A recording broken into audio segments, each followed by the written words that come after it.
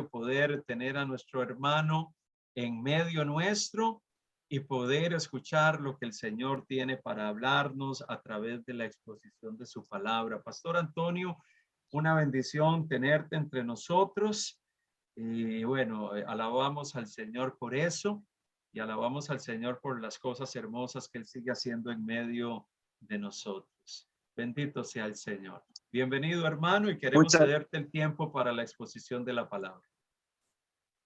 Muchas gracias, Gustavo. Que Dios te bendiga. Un saludo a todos ustedes, queridos hermanos, allá en Panamá. ¿Me escuchan bien? Sí. Escuchamos bien. Gracias a Dios. De verdad, una bendición. Entonces, un abrazo de parte de toda nuestra comunidad de fe allá para ustedes. Y como siempre, pastor, muchas gracias por el honor de poder permitirme el privilegio de compartir la palabra del Señor. Hoy vamos a estar leyendo el primer libro de Samuel en el capítulo 15. Ya ustedes tienen un texto ahí que es el versículo 23, pero vamos a leer del versículo 7 en adelante. Primer libro de Samuel, capítulo 7, perdón, capítulo 15, versículo 7 hasta el final. Dice la palabra del Señor. Saúl derrotó a los amalecitas desde Ávila hasta Sur, que está al oriente de Egipto. Capturó vivo a Agag, rey de Amalec, y a todo el pueblo lo mató a filo de espada. Pero Saúl y el pueblo perdonaron a Agag, y a lo mejor de las ovejas y del ganado mayor, de los animales engordados y de los carneros, y de todo lo bueno, y no lo quisieron destruir, pero destruyeron todo lo que era vil y despreciable. Como quien dice, lo feo y flaco, eso sí lo mataron. Vino luego esta palabra de Jehová a Samuel. Me pesa haber hecho rey a Saúl, porque se ha apartado de mí y no ha cumplido mis palabras. Se apesadumbró Samuel y clamó a Jehová toda aquella noche. Madrugó Samuel para ir al encuentro de Saúl por la mañana y avisaron a Samuel. Saúl llega a Carmel y se ha erigido un monumento. Después se dio vuelta y siguió adelante para bajar a Gilgal. Vino pues Samuel a Saúl y le dijo,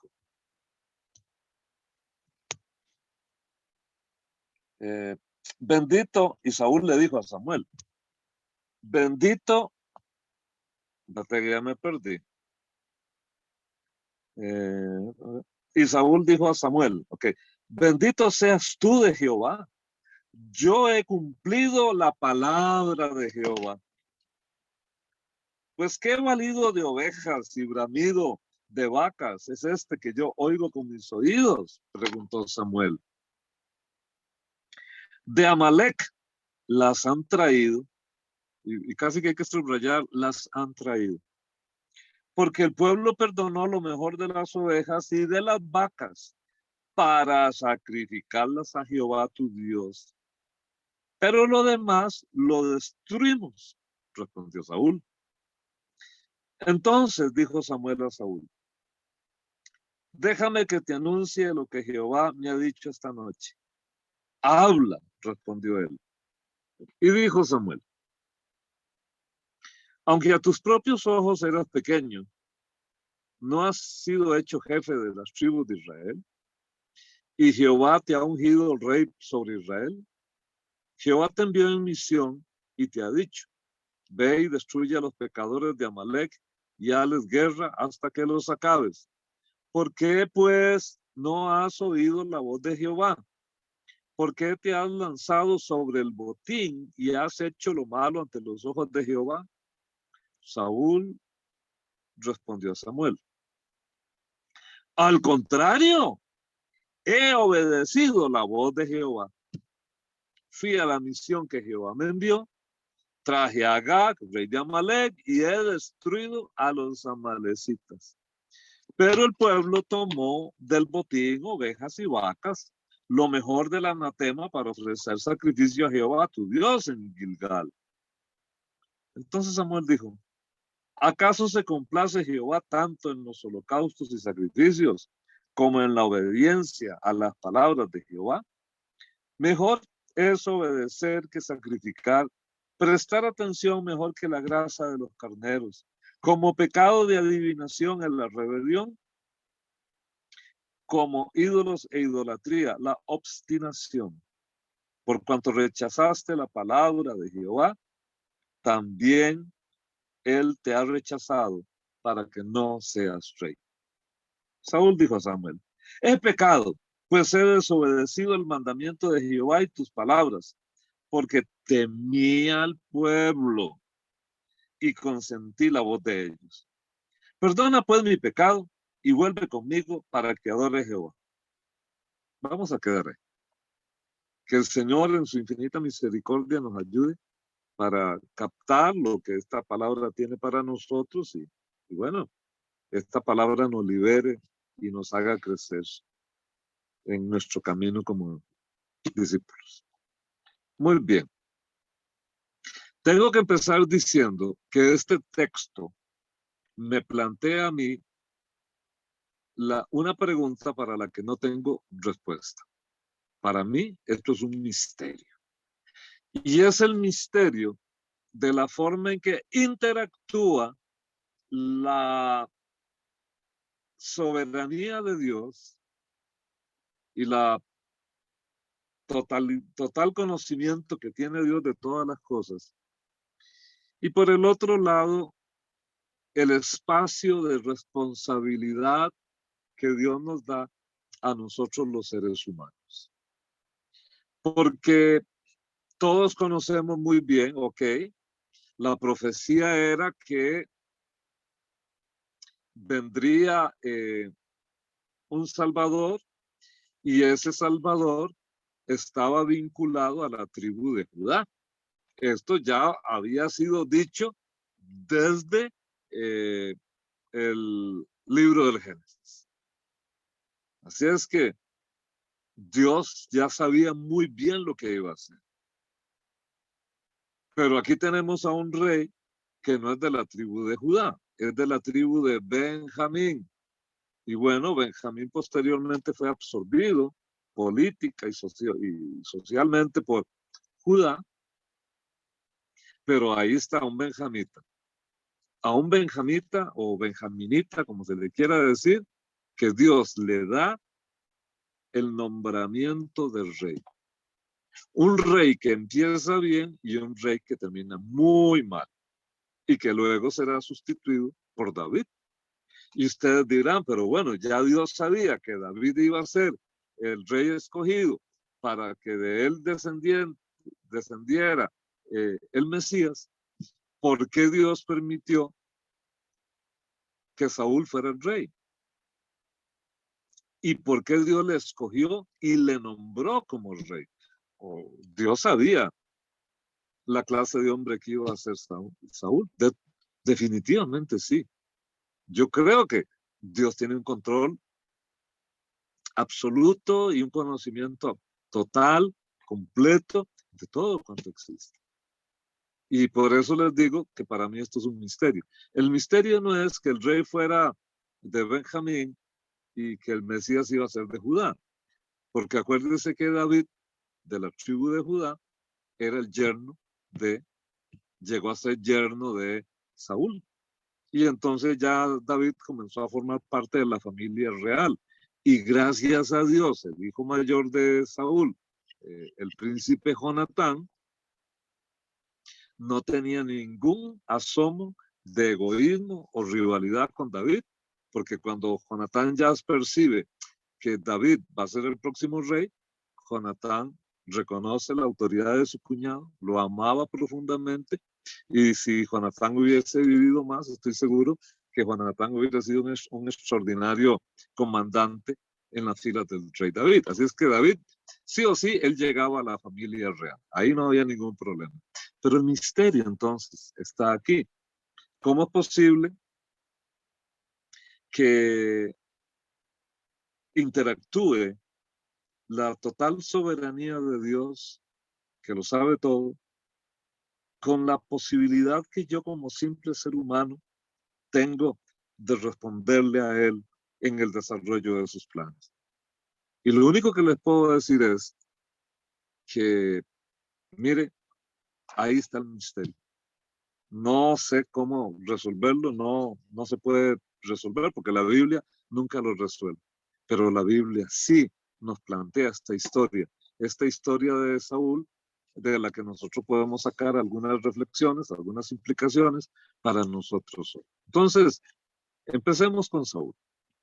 Primero que todo, en el capítulo 9, versículos 1 y 2, usted va a notar que se dice de Saúl lo siguiente: que había un hombre de Benjamín, hombre valeroso, el cual se llamaba Cis, nueva versión internacional dirá Quis, hijo de Abiel, hijo de Zeror, hijo de Becorat, hijo de Afía, hijo de un benjaminita. Tenía él un hijo que se llamaba Saúl, joven y hermoso. O sea, era más o menos un tipo así guapo como yo, bien guapo, bien lleno de vida, no tan joven como yo, porque obviamente ya no estoy joven. Y parece que este varoncito era bien alto, porque él sobrepasaba, la gente le podía llegar, la estatura promedio le llegaba a él a los hombros. Quiere decir que él era un hombre pues realmente grande, quizás fuerte, alto, guapo, donde todas las muchachas de Israel apenas ver a Saúl se echaban para atrás diciendo ¡Saúl! ¿Va? Ya sabe cómo son las chiquillas adolescentes donde ven a los jóvenes guapos. Pues ahí está Saúl. Y uno diría que Saúl tiene todas las características para triunfar.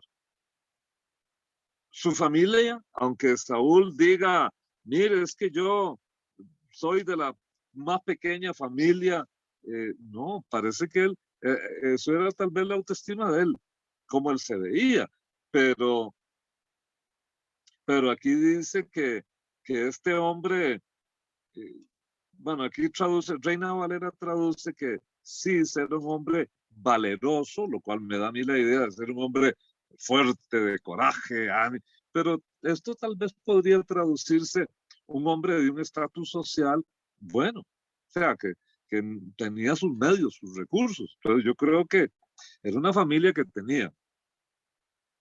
tenía un poquillo de plata y tras de eso alto y guapo, como quien dice, el rey perfecto. Entonces uno hubiese esperado en el desarrollo de la narrativa de primero de Samuel, desde que de Saúl hubiese tenido un tremendo éxito. Y de hecho, hay que reconocer que Saúl comienza ejerciendo un buen criterio como monarca, porque cuando lo nombran se anuncia de que él va a ser el rey y Samuel convoca a todo el pueblo, ¿verdad? En el capítulo 11, en el capítulo 10 lo unge Samuel, en 10:1, en 11, 14, 15 lo están coronando como rey y hubo gente que murmuró de él y no quería que fuera rey. Pero entonces, cuando lo coronan y tiene un primer éxito militar, los más cercanos le dijeron, Majestad, quiere que matemos a todos estos miserables que murmuraron en contra suya.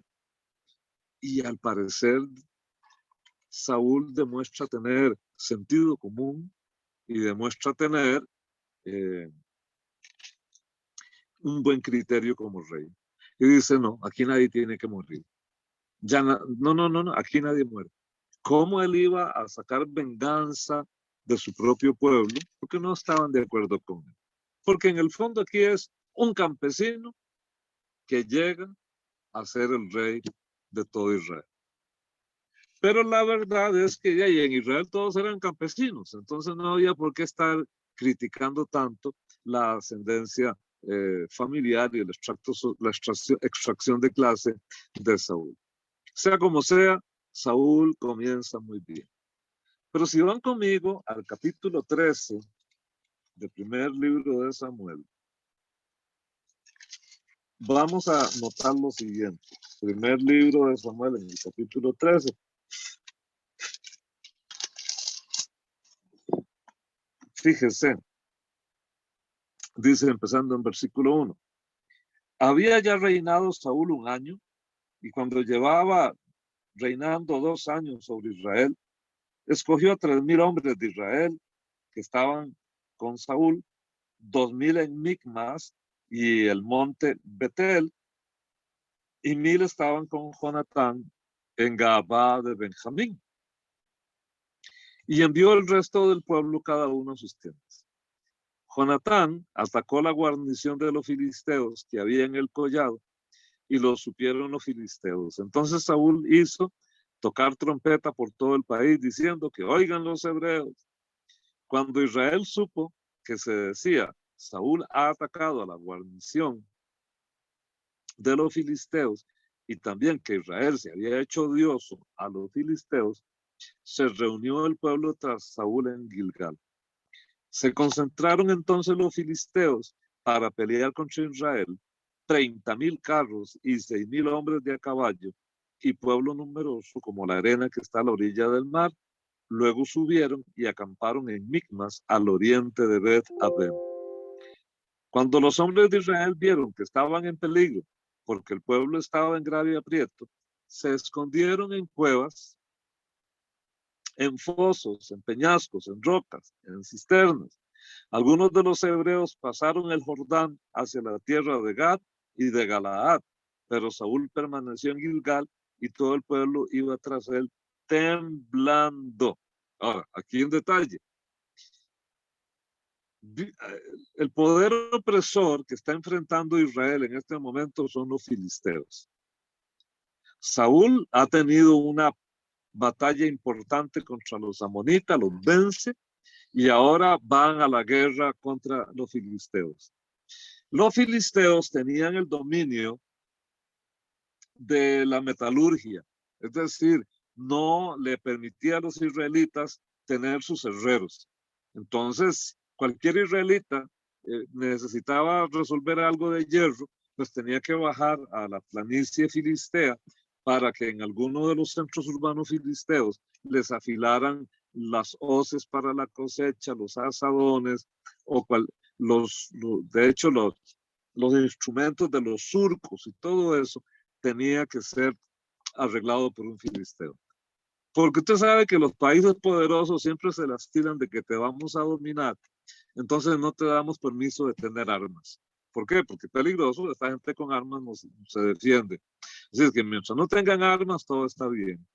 Y de alguna manera, en el ejército de Saúl, había muy pocas armas. Hasta que hay una frase en la narración que dice, mire, el único que tenía una espada en el ejército era Saúl y su hijo Jonatán, y tenían lanza. Los demás no tenían.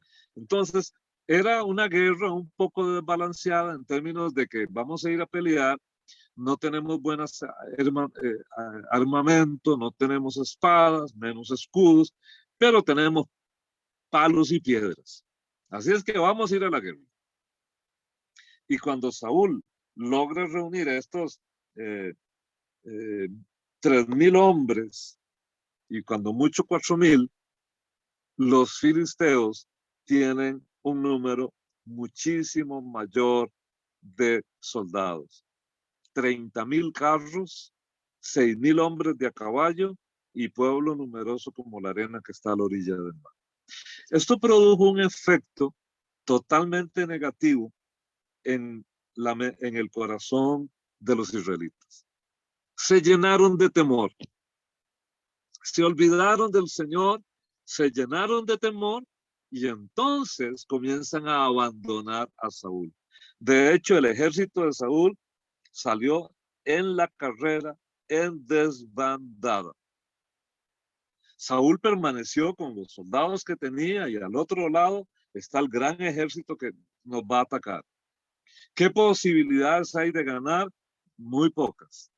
Y tras de eso, escúcheme muy bien, tras de eso, Samuel, que le había dicho, yo llego en 7 días, yo llego, Samuel, un hombre siempre muy puntual, un hombre siempre fiel, un hombre de Dios, no llegaba.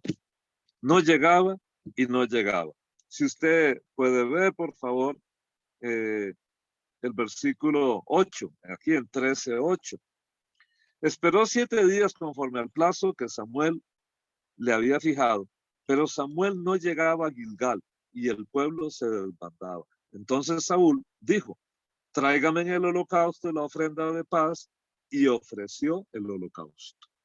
Aquí tenemos uno de los primeros pasos que da Saúl, que lo sacan del camino al éxito y al buen desempeño como rey, como primer rey de la confederación de las 12 tribus. Recuerde, un hombre guapo, un hombre de cierta posición y un hombre físicamente dotado porque era bien grandote.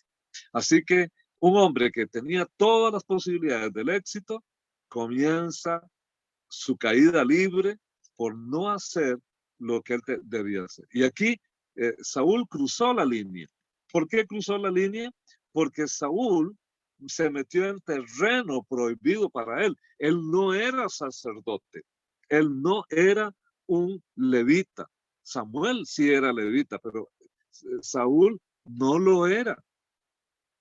Y eh, al no ser sacerdote, su ministerio sacerdotal era ilícito, era pecaminoso. Y aquí Saúl, al ver que Samuel no llega, no es que no viene, pero yo lo hago, tráigame en eso. Y él celebró el sacrificio como que si él fuese un verdadero sacerdote. Y aquí, mis hermanas y mis hermanos, tenemos un punto de reflexión importantísimo. No bastan las buenas intenciones.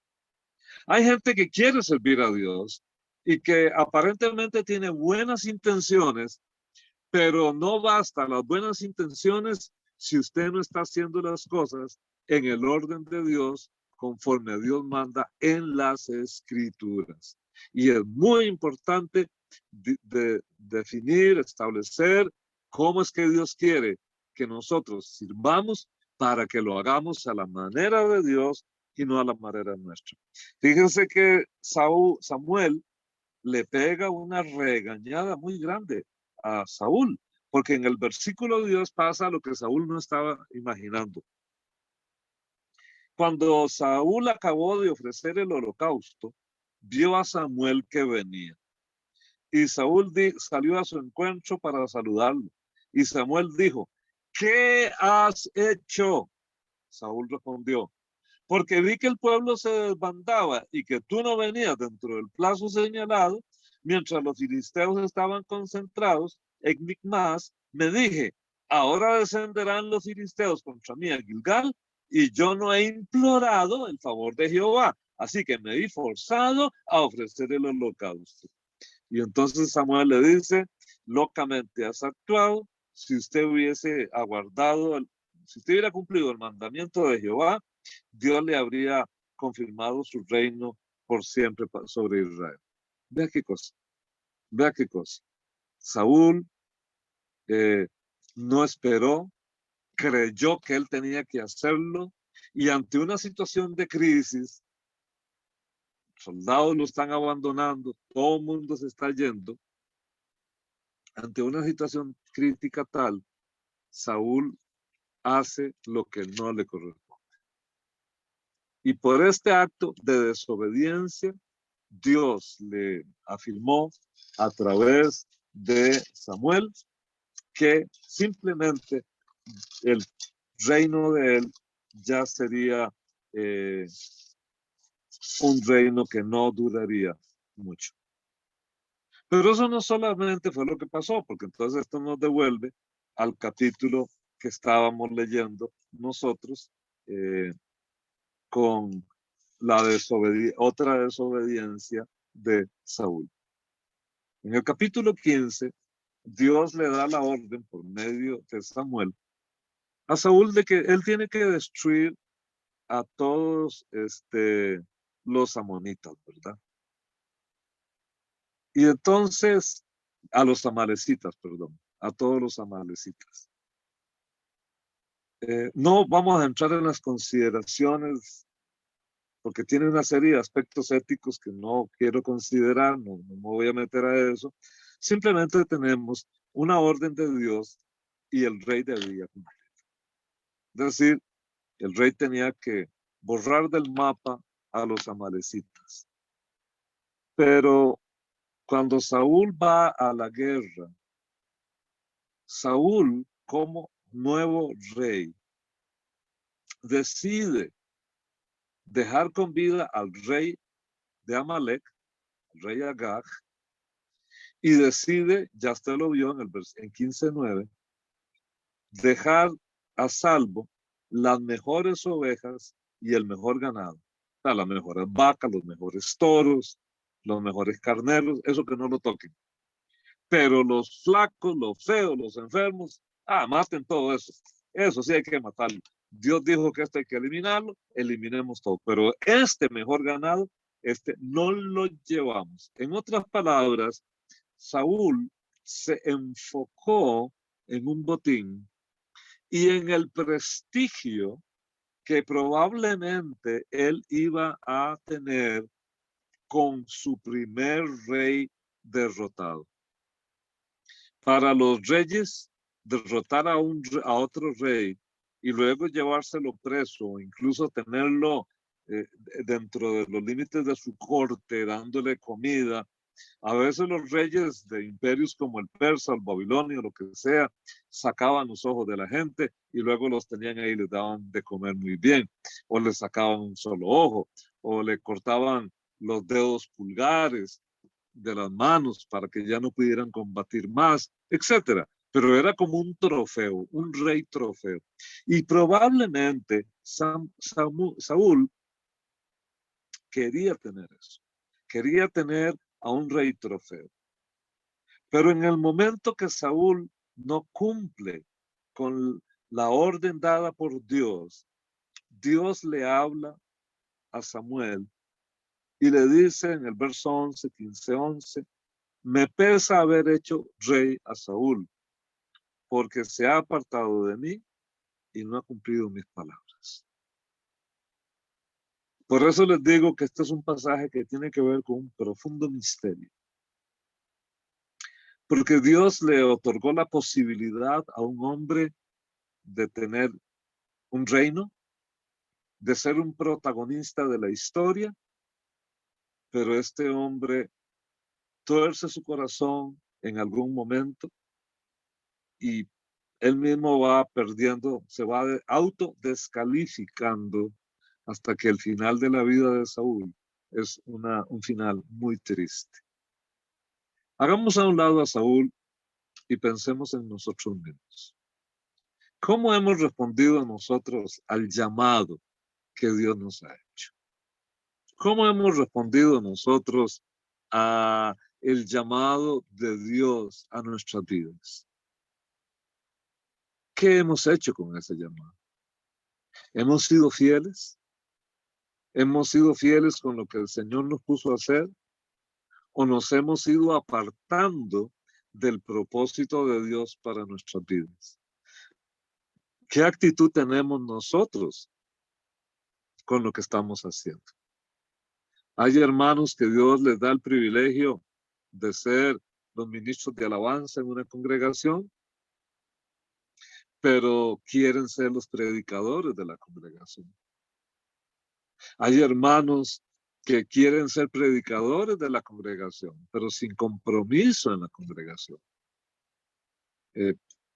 Conozco lugares que tienen, pues ya, han tenido la costumbre, antes de la pandemia, de personas que se congregaban solo el día que le tocaba ministrar. Vamos a decir que una pareja de diáconos de la iglesia le tocaba repartir la cena del Señor el domingo tal, pues ese es el único domingo que llegan, los demás se desaparecen.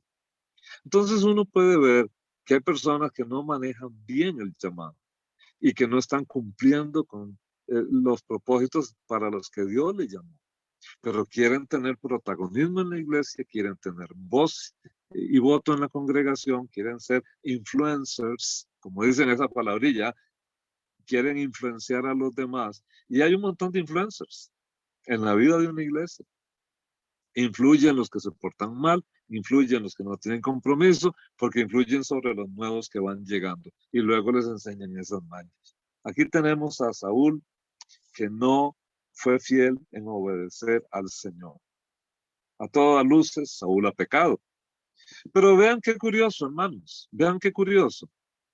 Cuando Samuel confronta a Saúl, Saúl se hace como el que yo no sé nada, como el que yo no fui, o como el que estoy seguro que lo que yo hice está bien. Mire, cuando Dios le dice a Samuel, mire, me pesa haber puesto por rey a Saúl, la actitud de Samuel fue pasar toda la noche clamando, intercediendo, rogando por Saúl, pero Dios dijo, no, Señor, hasta aquí llegó.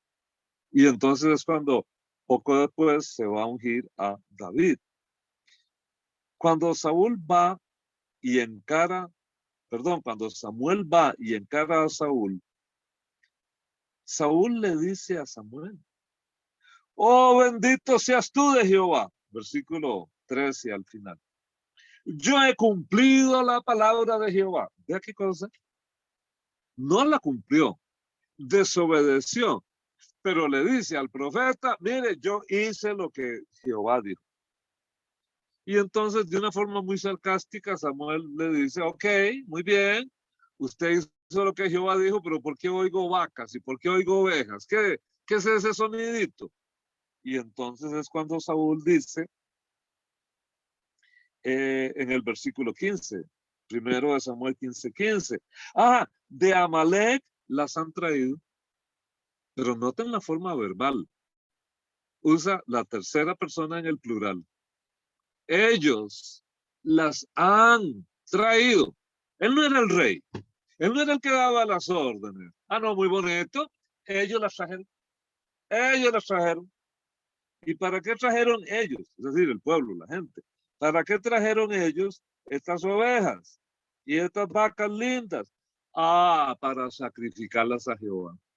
Y una vez más, aquí tenemos el principio que les mostré antes, no bastan las buenas intenciones. Hay personas dentro del pueblo de Dios que tienen la buena intención de servir. Y son de esas personas que dicen, todo lo hago con mucho amor, Pastor Gustavo, mucho amor. Y entonces compran sanguchitos, compran Coca-Colas, compran, no sé, repostería, hacen café.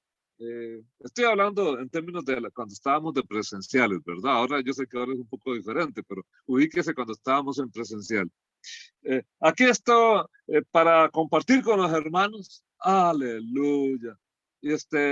Y qué bonito, coman hermanos. Resulta que están haciendo eso con lo que iban a dar de apoyo financiero a la iglesia, con el diezmo que iban a dar, mejor lo invirtieron y compraron todo aquello para que todo el mundo coma. Tienen la buena intención de hacer algo de bendición, los hermanos salen ministrados y bendecidos, pero está financiando la congregación que tiene gastos. No bastan las buenas intenciones. No bastan las buenas intenciones. Incluso hay otros que hacen todavía cosas peores, porque digamos que diezman a la iglesia, está bien, ahí todo está muy bien. Aparte de eso, invierten un montón de dinero en alquileres de sillas y locales para llevar la obra para Dios, pero son personas que andan en adulterio, o andan en mentira, o andan en algún negocio ilícito, pero tienen la buena intención de servir. Así es que no bastan las buenas intenciones. Un sacrificio para Dios no es perfecto si no se hace de corazón y a la manera de Dios. Y por lo general esto implica obedecer a Dios. Si Dios dijo que todas esas vacas había que matarlas, Dios no quería ningún sacrificio que viniera de ese ganado. Pero aquí tenemos al rey que quiere quedarse muy bien, que quiere tener prestigio y que según él, porque perfectamente lo que él está diciendo podría ser como una manera de evadir la responsabilidad delante del profeta. Bueno, entonces, ¿qué es lo que hace Samuel ante lo que Saúl está diciendo? Mire lo que dice el versículo 16. Samuel le dijo, déjame que te anuncie lo que Jehová me ha dicho esta noche. ¿Y qué es lo que tiene que decir? Aunque usted se veía a sí mismo como poca cosa, yo lo nombré rey. ¿Por qué? Verso 19. ¿Por qué si yo lo mandé en una misión? Verso 19. ¿Por qué pues no has oído la voz de Jehová? ¿Y por qué te has lanzado sobre el botín y has hecho lo malo ante los ojos de Jehová? Y Saúl respondió, vea que lo sigue negando. Al contrario, yo he obedecido la voz de Jehová. Fui a la misión que Jehová me envió y traje a Agag. Dios había dicho que no había que traer nada. Todo tenía que ser destruido. Pero él se trajo a Agag y he destruido los amalecitas. Pero el pueblo, una vez más, el pueblo tomó el botín y de ahí, aquí está, para ofrecérselo a Jehová. Y entonces de ahí viene la palabra del gran regaño, de que como pecado de adivinación es la rebelión y como ídolos e idolatría la obstinación. Por cuanto rechazaste la palabra de Jehová, también él te ha rechazado para que no seas rey. Póngase a pensar. Saúl está desobedeciendo a Dios y ha venido desobedeciendo reiteradas veces. Cuando se le confronta con el pecado, parece no reconocer que ha pecado. Parece estar en una situación de autoengaño. Algo hay en Saúl que no está bien y que luego va a detonar en una especie de bipolaridad. Amo a David, pero lo voy a matar porque me quiere quitar el trono. Después me doy cuenta que qué bárbaro, ¿cómo ando persiguiendo yo a David? Si David es de verdad yerno y es pura vida. Y no, si el hombre es buenísimo. Ay, David, perdóneme. No, yo sí que soy malo. Pero después se volvió otra vez a enojar y volví a querer perseguir a David y querer matarlo. Lo que quiero, y con esto concluyo, resaltarles es que cuando Samuel le dice, usted ha pecado y ya Dios lo desechó, en el versículo 25 dice, ok, yo he pecado, pero vuelve conmigo para que adore a Jehová.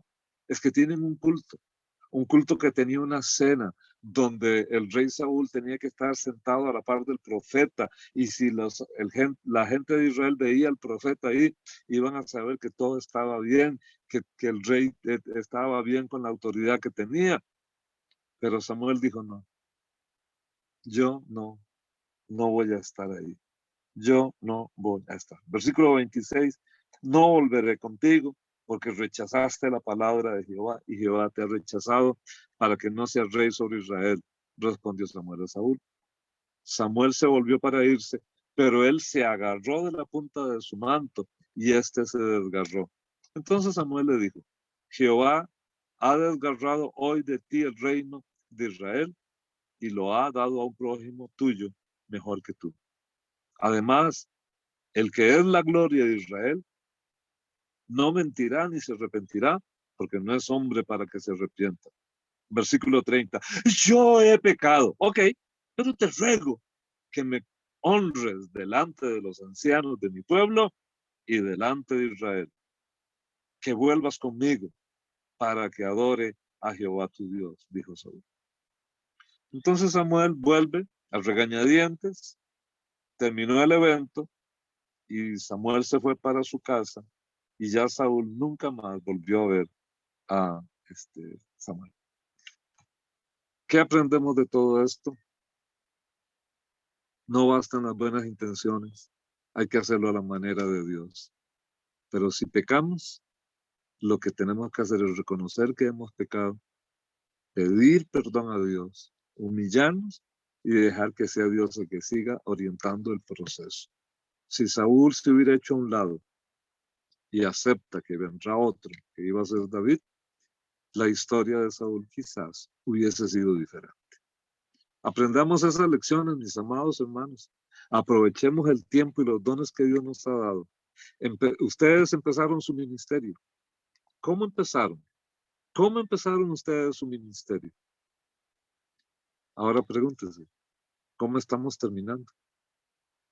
Mi corazón está dolido porque recién me entero de un siervo de Dios que ha actuado mal, que se ha portado mal y tras de eso se está refugiando o se ha refugiado en el alcohol.